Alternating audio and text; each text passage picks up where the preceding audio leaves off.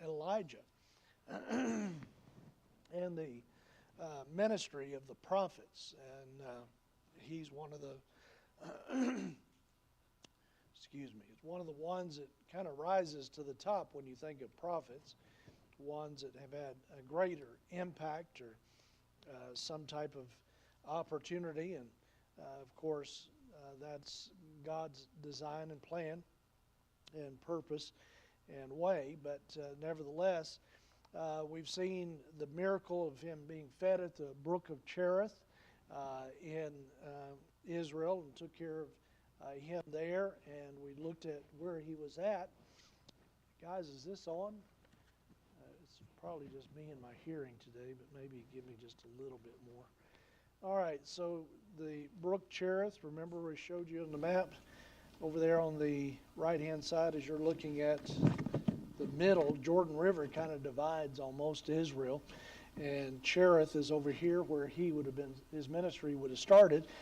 Then up here to Zarephath is where he would have been with the widow, remember, getting taken care of, and the meal and the son that was there, and then the conditions that took place in the enemy territory. Actually, this is where the gods of Baal, their residence and their primary leadership was right there. Now he is going to move into the territory of Mount Carmel. That's where we're going to begin to see him moving into that direction. Some things here that take place in 1 Kings 18, though, kind of share with us that movement that's happening and the things that are going on with him.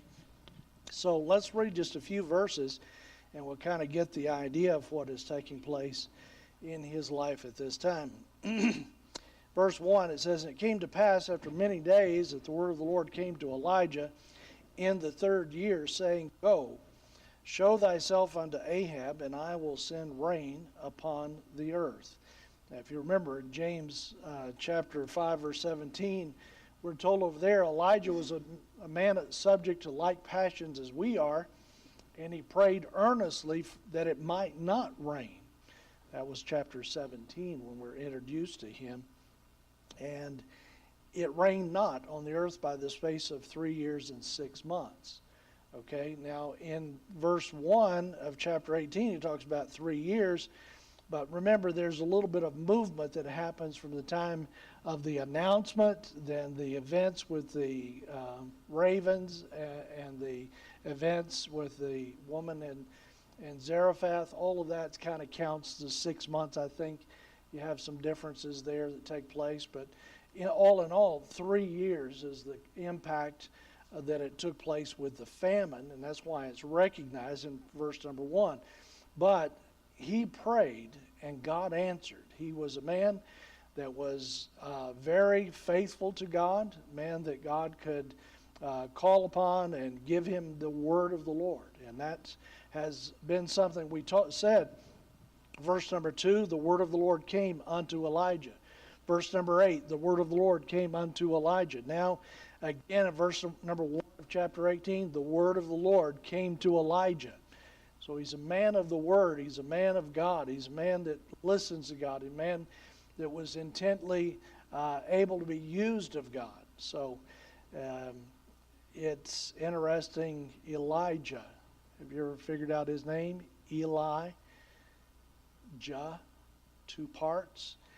El is a first term that is used, Elohim, for God, the self-existent God. This goes back to even in Genesis. You'll find him as El or Elohim. Then Yah is Yahweh or Yahovah. That has the Lord and is one and the same, but 2 different names of the self-existent deity. So Elijah's name is made up of God. Yeah, double impact, okay? And his name actually by title is Whose God is Jehovah? His name, Elijah. Whose God is Jehovah? So he has a very impacting name, just the name that's given to him about his relationship with the Lord. But now, as God heard Elijah's prayer, he's withheld the rain. And this 3-year period, things have just deteriorated and deteriorated. Famine is taking place. Foods are being starved out. Animals are beginning to starve. A lot of things happen. Listen to verse number 2. And Elijah went to show himself unto Ahab, and there was a sore famine in Samaria. Ahab called Obadiah, which was the governor of his house. Now Obadiah feared the Lord greatly. For it was so when Jezebel cut off the prophets of the Lord, that Obadiah took 100 prophets and hid them by 50 in a cave and fed them with bread and water. Ahab said unto Obadiah, Go into the land, unto all fountains of water, and unto all brooks. Peradventure we may find grass to save the horses and mules alive, that we lose not all the beasts. You see that? So what are they looking for? Grass.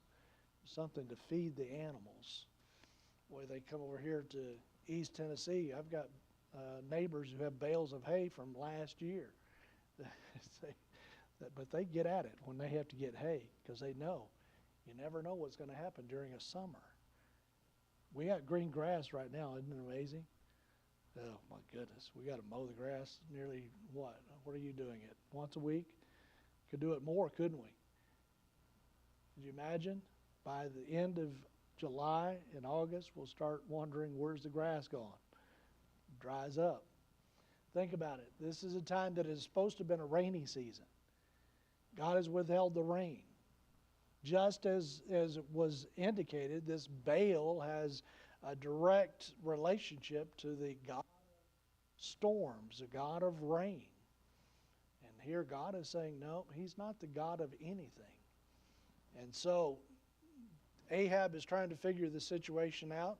I'm still interested in this Obadiah. We'll talk a little bit more about him in a minute, but him being here classified as a governor of his house. Lots of ways to look at that, but for him to be, God put the parentheses there. Now Obadiah feared the Lord greatly. And then he gives an illustration of just how much he feared the Lord. He took the prophets and he hid them. He took the prophets and that he could, because some of them got killed. Jezebel saw to some of their death, but he hid 100 prophets. Now, verse 6. So they divided the land between them to pass throughout it. Ahab went one way by himself, and Obadiah went another way by himself. And as Obadiah was in the way, behold, Elijah met him, and he knew him, and fell on his face, and said, Art thou that my Lord Elijah? And he answered him, I am. Go tell thy Lord, behold, Elijah is here. We'll stop there for a minute. Let's think of some things about Elijah. I like the notes that was given in our lesson about Elijah. It says that he had 5 great qualities. He was bold. He was bold in telling Ahab it would not rain until he said so. Well, we know that we went back over that. This wasn't Elijah's word. This was God's word. But Elijah trusted God. Ahab did not. Ahab was a wicked, wicked man who hated, apparently, God. I don't know what brought it about, but somehow, some way, his heart was totally against the Lord God of Israel. Totally. There have been some other kings before him that didn't have good hearts. He's probably just following in line with some of the things he's seen out of past presentations. But his heart is really hardened. And it's hardened enough where God had to send a man that would be bold and take upon himself to make it clear that it was not going to rain. And then God proved it. Elijah's boldness was not in himself. His boldness was in the Lord. And God proved it. 3 years is what 1 Kings 18. And you and I are having the privilege of looking back and reading these scriptures and say, when God tells you something, he means it. And when God does order some things, pay attention. He made some things happen here that is very telling for us, but was very definite for Ahab. You can imagine being in the midst of that. Another element, quality of Elijah is he was content. He was content to dwell by the brook Cherith, as we said, and be fed by ravens. I like the verse that's on the board up here, 1 Timothy 6:6, don't y'all? Godliness with contentment is great gain. And I was going to get over here to that and read it in full. 1 Timothy 6:6 is just that. But godliness with contentment is great gain. But he's talking about the servant relationship, and he's talking about the man that teach opposite of what the Lord has taught, false doctrine, and the things that we need to be paying attention about concerning false doctrine. But godliness with contentment is great gain. Elijah was a man that could hear the word of the Lord. You want to elevate somebody like that, but Elijah was content to live by the river, sleep under the stars, and have the ravens feed him. They're not the cleanest. I saw one the other day, big old crow. I mean, that thing, I've never seen one so big. He was in the middle of the road, though, picking up some kind of trash. I'm thinking that would be kind of good food for him to bring that to you to eat, wouldn't it?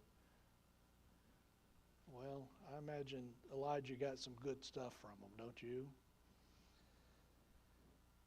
He was humble. He was bold. He was content. He was humble. He could be fed by a widow woman and just have a little bit of cake. He said, just give me a little cake and I'll be content and I'll be satisfied.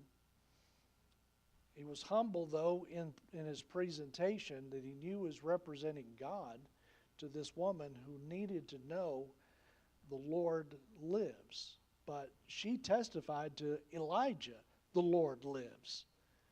But she's about to get a testimony, the Lord does live. And she saw it in Elijah, but then she got the testimony of her child dying. But I want you to notice that in 1 Kings 17, verse 23, it says, And Elijah took the child and brought him down out of the chamber into the house and delivered him unto his mother. And Elijah said, See, thy son liveth. The woman said to Elijah, Now by this I know that thou art a man of God, and that the word of the Lord in thy mouth is truth.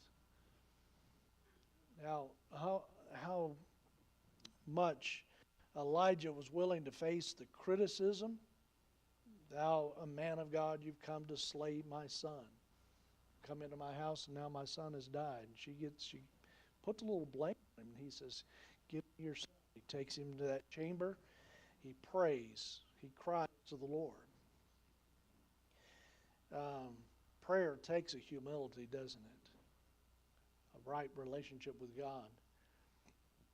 Elijah's willing to present himself in such a way that he's not representing himself, he's representing the Lord, and he wants, through his life, to prove the Lord lives. This woman believed that, but do we believe it? Do we ever struggle with our faith? An amazing thing for God to put something in our life that humbles us. She was completely at just desperation. My son's dead. She was at the stage, what are you going to do when you get to that place? Well, you would think, well, I'm going to turn to God. Wouldn't you? I would that people would, but I don't know that they always will. Sometimes they turn to everything but God, and even turn against God. So Elijah didn't turn from God. She didn't turn from God, but they were convicted or convinced God lives, and she was convinced that the word of the Lord is truth. Elijah had faith. He was bold, he was content, he was humble, he had faith. And Elijah last was a man of prayer. I've said enough about that. But the answer to prayer in verse number 1 of chapter 18, go show thyself unto Ahab, and I will send rain upon the earth. This is God's promise. God made a promise. I'm going to withhold the rain for 3 years, 3.5 years, as James says. He does so. Now he's going to send the rain. How do you break a hard heart? I don't know sometimes why we have storms like we do, why we have earthquakes like we do, why we have the death. But sometimes I wonder what God's doing. You know, things take place. Cancer. We'll talk about some of the diseases this morning, some of the things that Jesus faced. That puts people into position where they're going, we've got to turn somewhere, right? Show thyself to Ahab. Boy, now that'd make you nervous, wouldn't it? Go see the king. Go see Ahab. Ahab hated Elijah. Elijah knew it because of Jezebel and everything. We're going to see more about that relationship. But right now, Elijah's under the authority of God, and he's going to work within that authority. But in the meantime, God introduces us to a man by the name of Obadiah. Why does he introduce us? Well, I think God just wanted us to know that in every place I have my man, I have my people. Even in the wicked palace of Ahab, God has a man there that fears him, that loves him. I think that's just so unique. And I think of all that we look about, and how many out of a family of just in desperate wickedness, and one out of that family gets saved and born again and begins to impact the rest of the family for good and for God. You know, that's all it takes. But sometimes God has to do that, doesn't he? Here's a wicked man trying to operate things within the nation. He has a godly man, Obadiah. Obadiah is another man that has an interesting name. The servant of Jehovah, Obadiah. Obad is to work or to serve. Ayah has to do with Jehovah, or that idea of Jehovah, the derivative of it. And so Yahweh was another way, Yah, I-A-H. So his name too was related to God. He's a governor. He has just authority. He's kind of like the Joseph of the Old Testament in the house of Pharaoh, a governor. He was overseeing the whole place. He had complete run of everything, and Ahab apparently trusted him and depended on him quite heavily. Obadiah is a servant of Jehovah, though, and when it came down to Jezebel trying to kill the prophets of the Lord, it's interesting in verse number 4, the prophets of the Lord. Apparently she did kill some of them, but 100 of them Obadiah was able to hide. He hid them by 50s in the cave. Now that's interesting. When you go out throughout this whole region, when you go throughout the whole region, I'm talking about every part of it. When you start at any part of all of Israel, all of the mountains, even Mount Carmel, a big section of it is just plain limestone.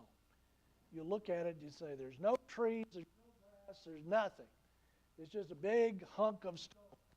But you look real close, up in there is some caves all over Israel is these mountain areas, and some of them, like Mount Carmel, you'd say, well, 1,500 feet, that's not very big.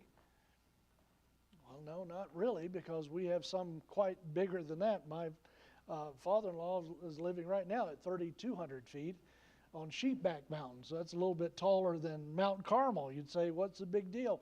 Well, in Israel, it's kind of like being in an area where it's flat mostly, but then you get the rises, and you can really say those are hills to us. But to them, they're called mountains. But this is a long range. Mount Carmel is a long range, and throughout it, on the western side near the Mediterranean, it's interesting, a number of tribes from ancient days lived there, and their biggest thing that they were known for, idolatry. So what a place to bring Elijah and bring this situation where he's going to have a contest. We're probably not going to get to that today, as you can tell, but that is where we're headed. But Obadiah has found some of those caves. He's hid these prophets, 50 in one cave, 50 in another, and he's feeding them with bread and water. Where did he get bread and water?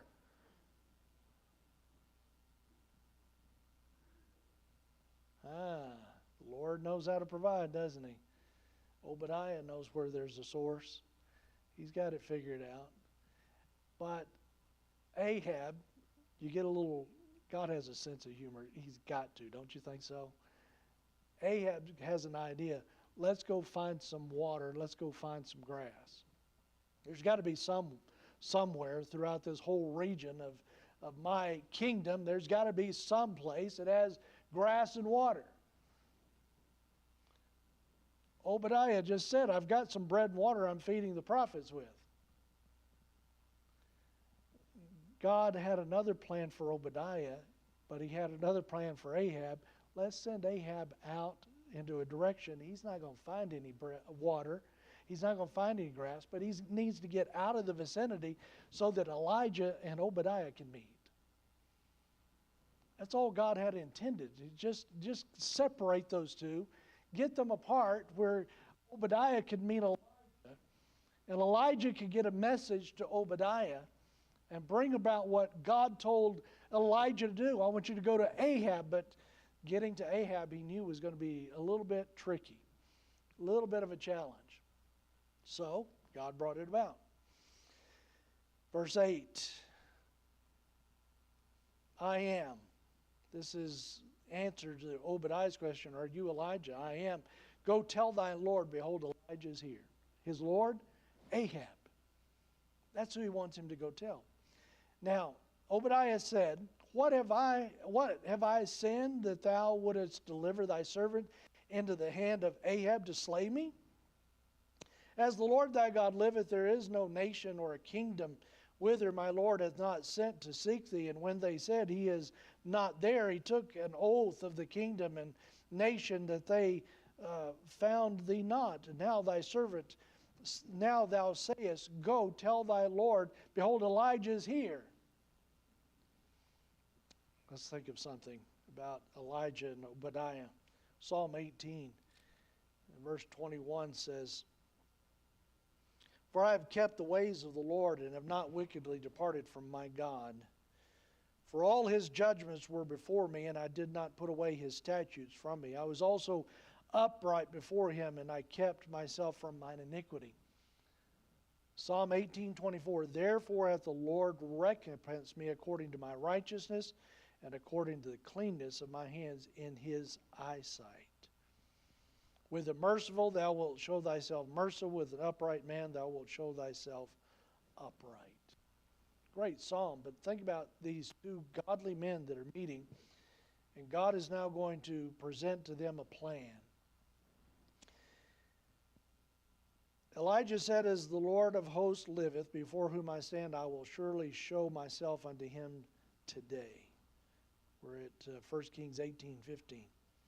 So Obadiah went to meet Ahab and told him, and Ahab went to meet Elijah. It came to pass when Ahab saw Elijah that Ahab said unto him, Art thou he that troubleth Israel? I always laugh when I get to that because I'm thinking, no, it's really the shoe is on the other foot, buddy. You're the one causing all the trouble. I can see that. Why can't Ahab see that? Why can't sinners see that they are the problem?